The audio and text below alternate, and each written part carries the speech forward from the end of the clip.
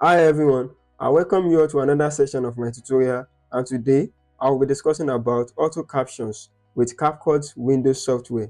To get that done, click on text, locate auto captions, select your spoken language and hit on generate. After this 100%, all the text transcript will be at the top of your video under your timeline. You can modify by clicking on it, and you can also delete whichever one you want to delete. Here are the modification of the auto caption, which is the text and animation. To make further adjustments under text, it has 4 elements, which is the basic, template, bubble, and effect. So under basic, here you can make further adjustments by modifying the text if the transcribe is not okay. So let's just say right here happens to be the right pronunciation. So you just locate the part where you want to make the further adjustment and put on the text there and click outside. So tap on it again, and here you can change the font. You can change the font. You can as well increase the sizes of the font. You can bold it, you can underline it, and you can italic it.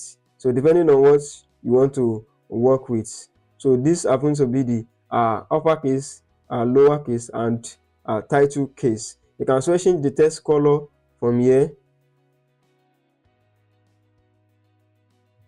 and as well you can increase the character in terms of height and the line as well. So you can make further adjustment by selecting either you want to place it at the middle, the right hand side, make use of alignment, and you can just make use of the preset style under this basic by clicking on whichever style you want to make one, and so on, because there are a lot of presets under basic that you can work yourself around it. Then the next one is template. So click on template. You can just select anyone you like instead of going to all the steps of changing and adjusting under basic. Just come down to template and select anyone you want to make use of. Then you can also click on bubble, and if you don't have any business to make use of bubble, just go to effect and make further adjustments. So all you need is just your data to make this the modification available for you to make use of them. Then the next one is to click on animation. This is for you to like set how you want your text to appear by making use of in, and how you want the text to disappear by making use of out. So in and out is just for you to determine how you want your text to look like. So you can see this is another one, and this is another side. So there are a lot of presets you can just select, and depending on the project you are working on, you can just select from this angle and as well out.